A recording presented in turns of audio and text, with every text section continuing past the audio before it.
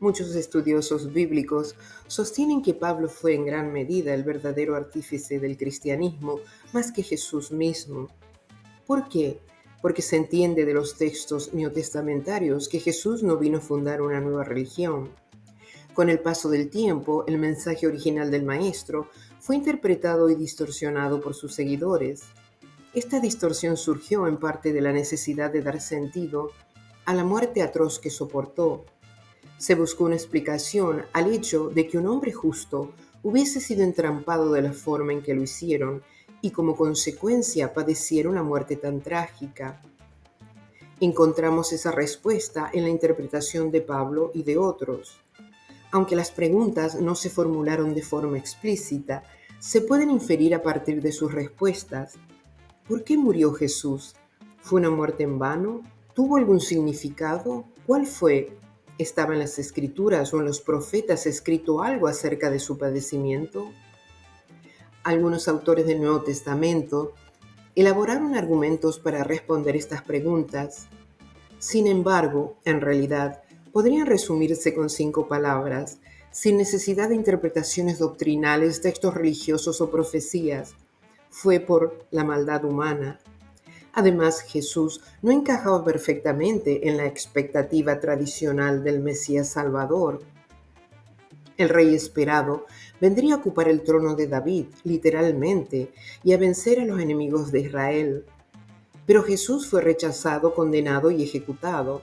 Esto exigía una explicación.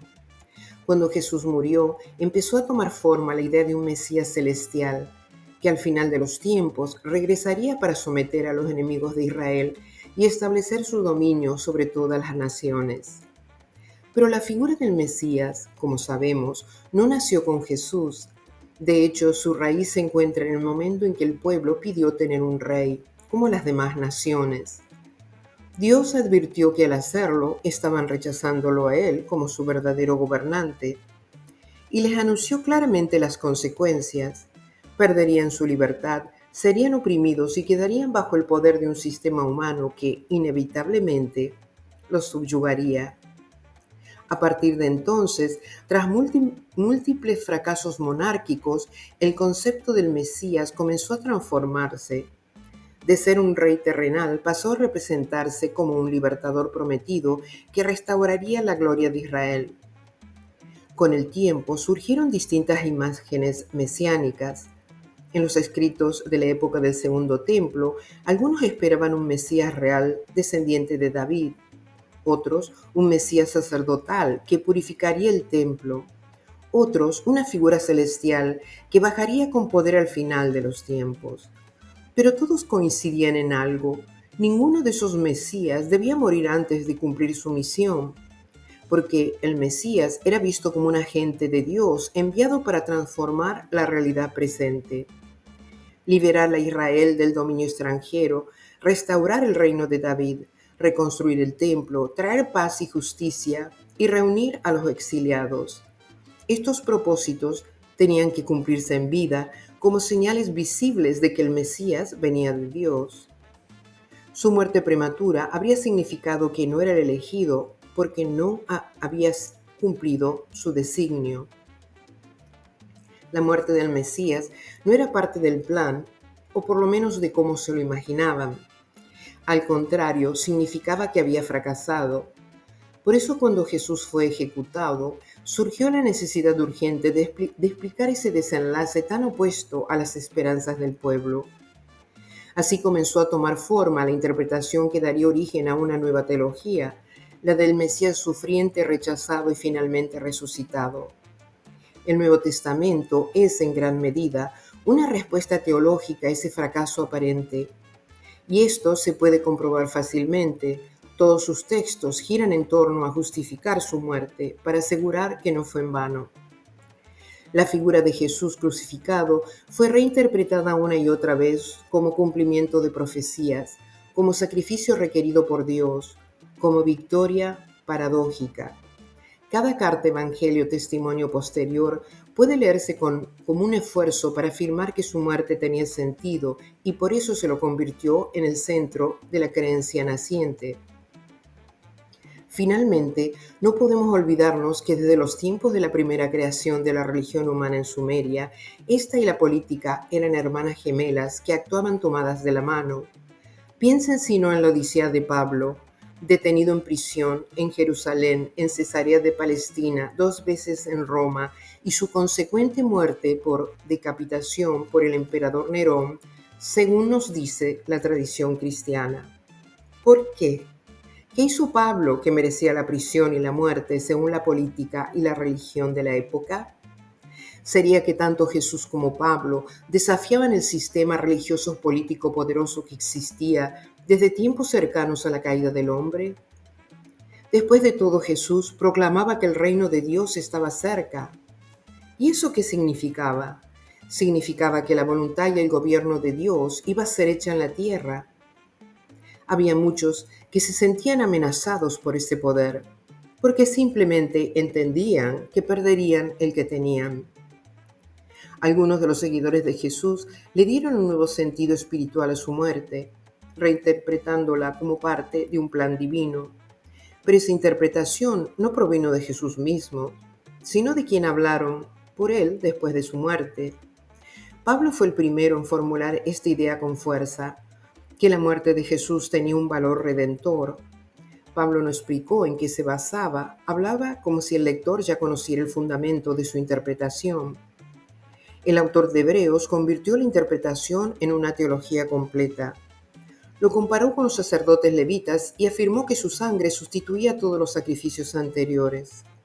No obstante, en mi opinión, este autor tenía una intención distinta a la de Pablo, una intención interesada, la de proteger el sistema, o mejor dicho, encubrir el error de haber enseñado que el ritual del templo había sido ordenado por Dios, cuando en realidad había sido rechazado por él.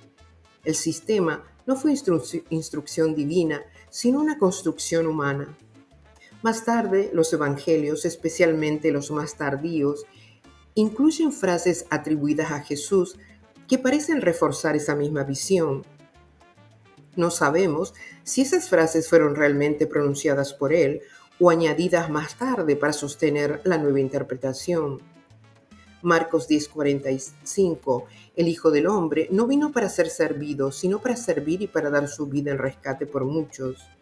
Juan 10:17-18, yo pongo mi vida para volverla a tomar, nadie me la quita, sino que yo la doy de mí mismo. Mateo 26:28, esta es mi sangre del pacto, que es derramada para muchos para el perdón de los pecados. Estas frases atribuidas a Jesús son pocas y ambiguas y deben leerse dentro del marco más amplio del mensaje profético, que dejó en claro que Dios nunca ordenó sacrificios ni holocaustos.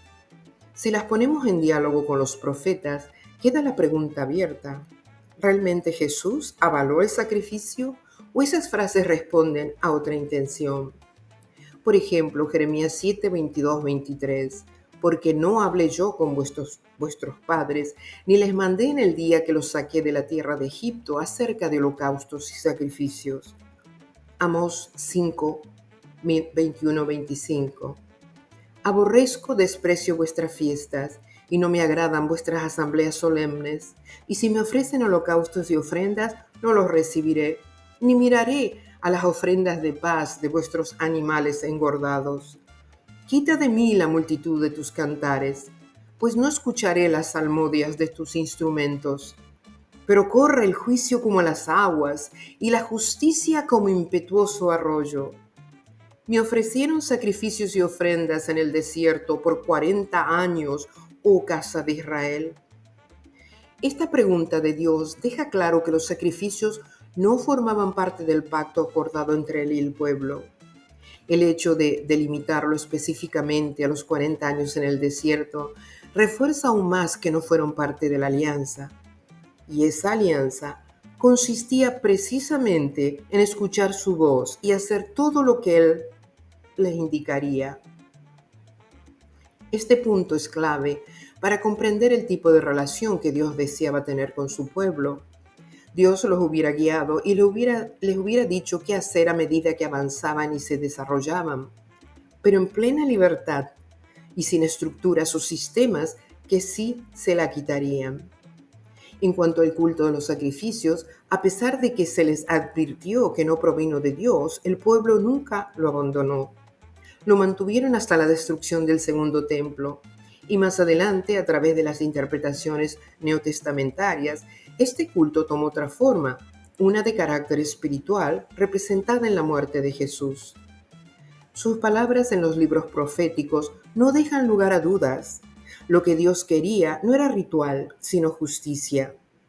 Cualquier teología que contradiga esa voz se aleja del corazón del mensaje profético, como ocurrió. Sin embargo, incluso después de Jesús, muchos construyeron sobre su figura un sistema religioso que contradice lo que los profetas y posiblemente el mismo Jesús trataron de restaurar. Dios negó haber ordenado los rituales de sacrificios tal como se enseñaba. En las profecías encontramos un testimonio mucho más claro y directo sobre este punto, incluso más que los versículos usados para sostener la idea de que Jesús fue el reemplazo del animal sacrificado, porque la sangre animal no satisfacía supuestamente la justicia divina, como enseñaban. Me resulta increíble que en los libros del Nuevo Testamento se haga uso de la frase conforme a las Escrituras, cuando en realidad pasaron por alto mensajes tan importantes de Dios como el de la autoría del ritual.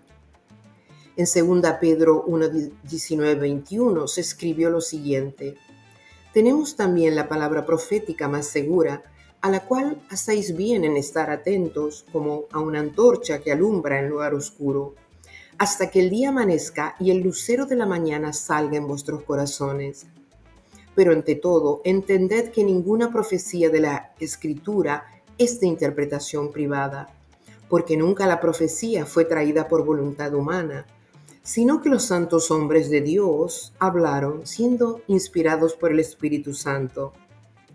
La palabra profética, inspirada por Dios, les dijo que Él no había pedido ni ordenado sacrificios y holocaustos. Sin embargo, continuó y se adaptó en el significado que le dieron a la muerte de Jesús. Con respecto a la autoría del ritual, la más clara y contundente es la palabra de Jeremías, pero también tenemos la de Amós capítulo 5 y el 4, donde se indica con nitidez que los sacrificios eran rebeldía a la voz de Dios. La de Miqueas, la de Isaías y la de incluso en los salmos, pero nunca se tuvo en cuenta, a pesar de lo que se decía de las profecías. La figura central de la teología, que se convirtió en el eje del mensaje del Nuevo Testamento, fue Pablo, pero no fue el único. También influyeron otros personajes como el autor de Hebreos, Juan Pedro, y quienes más tarde fijaron el canon y formularon el credo cristiano. Todos ellos, en mayor o menor medida, interpretaron la vida y muerte de Jesús a la luz del sistema levítico de sacrificios que había sido rechazado por Dios mismo como parte de la alianza. Pablo elaboró sus interpretaciones en base al sacrificio por los pecados practicado en el ritual religioso hebreo. Sin embargo, no lo expresó de forma directa y sistemática, como lo hiciera el autor de la carta a los Hebreos. Pablo hablaba de Jesús como Redentor, decía que fuimos justificados por su sangre y reconciliados con Dios por medio de él, pero nunca explicó con claridad cómo ocurría esa redención, ni sobre qué base se producía el perdón, y sobre todo de dónde venían sus creencias. Su lenguaje está lleno de términos teológicos, gracia, justificación, fe, sangre, pero no articula una lógica interna coherente. Es una construcción ambigua en la que da por sentado que el sacrificio de Jesús tiene valor salvífico, pero sin explicar cómo ni por qué.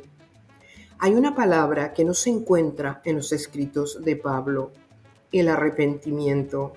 ¿Por qué? Si es lo que enseñaron los profetas, los salmos e incluso Salomón al inaugurar el templo. Dios mío, todos somos pecadores, y si tu pueblo llega a pecar contra ti, a lo mejor te vas a enojar tanto que lo entregarás a sus enemigos, y ellos se llevarán a tu pueblo a otro lugar, lejano o cercano. Pero si allí donde estén prisioneros, tu pueblo se acerca a ti de nuevo, con toda sinceridad, atiéndelo. Si reconoce que ha pecado y actuado mal y te lo dice, óyelo. Si tu pueblo ora a ti y te ruega, mirando hacia este país que les distes a sus antepasados, hacia esta ciudad de Jerusalén y hacia este templo, escucha desde el cielo sus oraciones y ruegos y ayúdalo. Perdónale a tu pueblo todos los pecados que haya cometido contra ti. En los Salmos, pues no te agrada el sacrificio, si te ofrezco un holocausto, no lo aceptas. El sacrificio a Dios es un corazón arrepentido y humillado. Oh Dios, no lo desprecias. Y en Ezequiel 18, y si el malvado se aparta de todos los pecados que cometía, y cumple todas mis leyes, y hace lo que es recto y justo, ciertamente vivirá y no morirá. Yo no volveré a acordarme de todo lo malo que hizo, y él vivirá por hacer lo que es recto. Yo no quiero que el malvado muera, sino que cambie de conducta y viva. Yo, Yahvé, el Señor, lo afirmo. Estos son algunos pasajes donde se nos enseñó que el perdón viene por la reconciliación con Dios a través del arrepentimiento. En contraste, Pablo nos dice en Romanos, porque todos pecaron y están privados de la gloria de Dios. Ahora son justificados gratuitamente por su gracia mediante la redención de Cristo Jesús, a quien Dios ha propuesto para que mediante la fe se obtenga por su sangre el perdón de los pecados. Aquí no hay arrepentimiento o conversión de corazón, sino sangre derramada por medio de un sacrificio humano. Es la creencia de que el perdón venía por el derramamiento de sangre de un animal a través de su sacrificio. Así se construyó una doctrina de salvación basada en un sistema que los mismos profetas habían declarado de parte de Dios que no pertenecía a su ley, y dejando de lado partes fundamentales de la enseñanza divina, como el simple arrepentimiento de corazón para limpieza de faltas. Pablo pertenecía a la secta farisea y por lo tanto su construcción dogmática fue influenciada por lo que aprendió dentro de esa hermandad religiosa. Según esa visión, Dios perdonaba los pecados a través del derramamiento de sangre animal.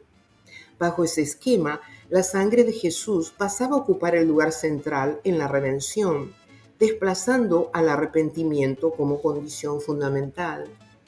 De modo que el enfoque dejó de estar en el cambio interior del ser humano y se trasladó al acto externo del sacrificio. No obstante, los fariseos en tiempos del Nuevo Testamento ya sostenían que los sacrificios solo eran válidos si se ofrecían con un corazón contrito. Esta creencia pone en evidencia una contradicción. Si hay arrepentimiento verdadero, ¿para qué seguir necesitando un sacrificio? Es decir, ¿no bastaba con arrepentirse? ¿Era realmente necesaria la muerte de un animal como sustituto? Los sacrificios en el ritual hebreo no eran simples ofrendas, se realizaban para obtener expiación por el pecado. Existían varios tipos: por el pecado del sacerdote, de la comunidad, de un gobernante o de un miembro del pueblo. En este último caso, el individuo debía presentar una cabra sin defecto. La llevaba al lugar designado para los sacrificios, colocaba su mano sobre la cabeza del animal y lo mataba. Luego, el sacerdote mojaba su dedo en sangre, la untaba en los cuernos del altar y derramaba el resto al pie del mismo. A continuación, extraía la grasa del animal como en la ofrenda de acción de gracias y la quemaba en el altar como sacrificio de grato olor al Señor. Así el sacerdote hacía expiación por la persona y ésta era declarada perdonada. En todo este ritual no se requería una expresión verbal de arrepentimiento. El acto de colocar la mano sobre el animal y matarlo representaba simbólicamente la transferencia del pecado. Este mismo modelo fue adoptado en el Nuevo Testamento al afirmar que Jesús, como Cordero sacrificado, llevó sobre sí el pecado del mundo. Sin embargo, conviene recordar que la idea de un sacrificio para la remisión de pecados fue una doctrina introducida por los escribas, como denuncia el profeta Jeremías y no una instrucción divina original.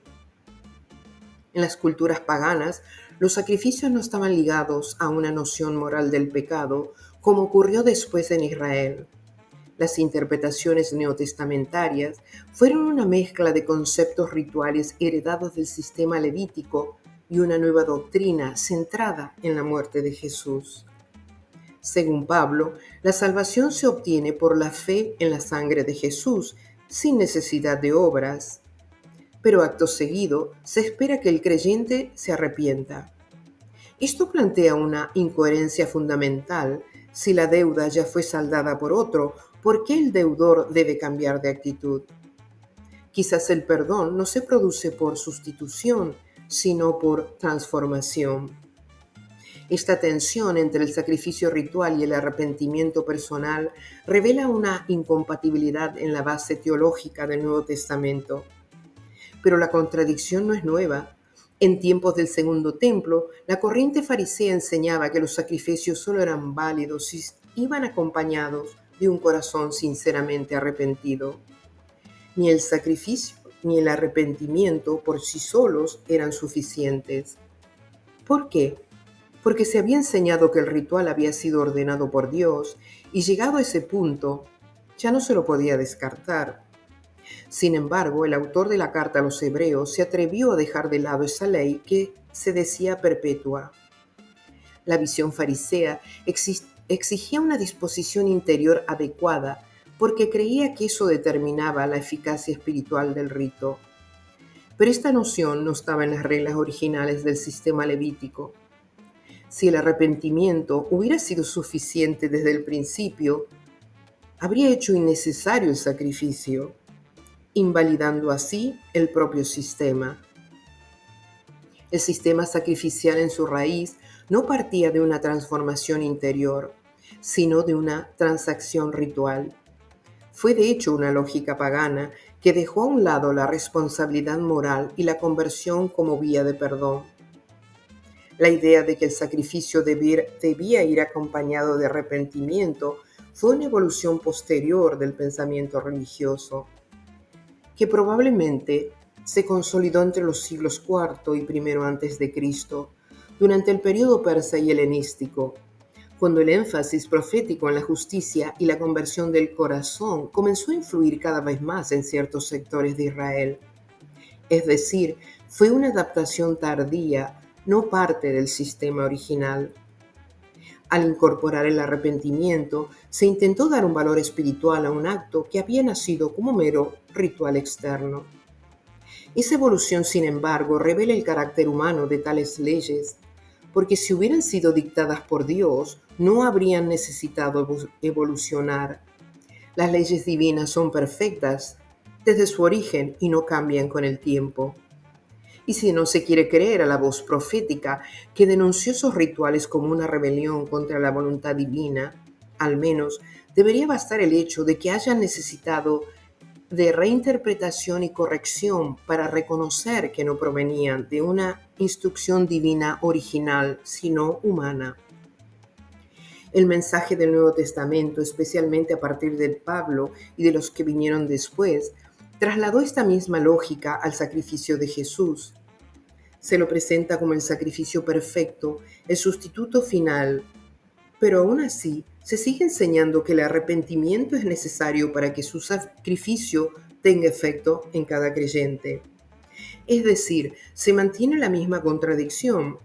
Si el sacrificio fue suficiente, el arrepentimiento no debería ser requerido. Pero si el arrepentimiento es indispensable, entonces el sacrificio no fue suficiente. Es la misma tensión no resuelta, heredada sin cuestionamiento del sistema que, según los profetas, Dios había rechazado. Pablo había sido instruido en la tradición sacerdotal, que consideraba el ritual la médula del perdón divino. Aunque en su época esta corriente parecía dominar, en la Biblia encontramos otra tradición que denunciaba el ritual y los sacrificios como invención humana en Israel, no como instrucción divina. Esta fuente es la voz profética. De esta corriente tenemos al llamado verdadero Isaías capítulo 1, donde Yahvé habla con firmeza. No quiere más sacrificios, está hastiado de sangre de animales y declara que nadie les pidió esas ofrendas. Llama a dejar de hacer el mal, aprender a hacer el bien y promete bendición si se escucha su voz. El mensaje es claro: Dios no pidió rituales sino justicia. Esta denuncia categórica contra el ritual es suavizada en la teología del Nuevo Testamento, que alega que Dios no rechazaba el ritual, sino la hipocresía del oferente. Pero esa es una interpretación ajena al texto. Yahvé fue claro al decir: ¿quién ha solicitado de vosotros esa pateadura de mis atrios? Y no me traigan más ofrenda inútil.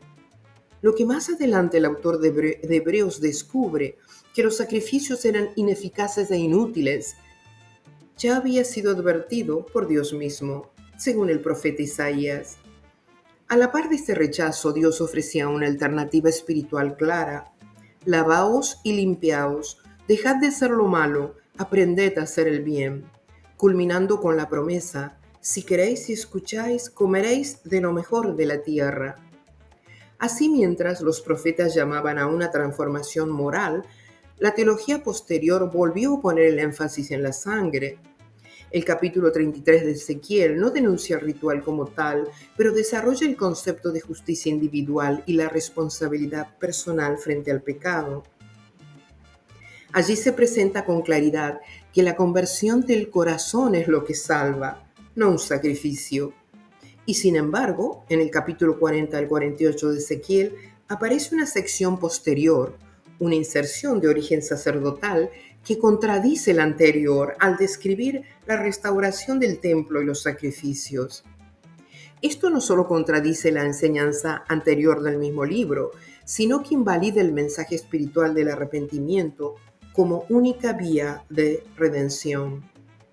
Muchos estudiosos coinciden en que esta sección refleja una visión posterior proveniente del entorno sacerdotal.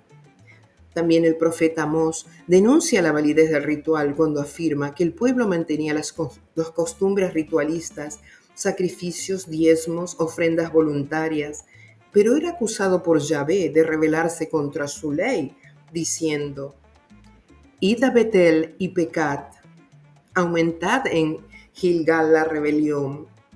No los está animando al pecado, sino denunciando irónicamente que su sistema ritual era en sí mismo una transgresión, porque ya les había dicho que no era su ley, ni lo que él les había mandado hacer, y aún así lo seguían practicando sin escuchar su voz.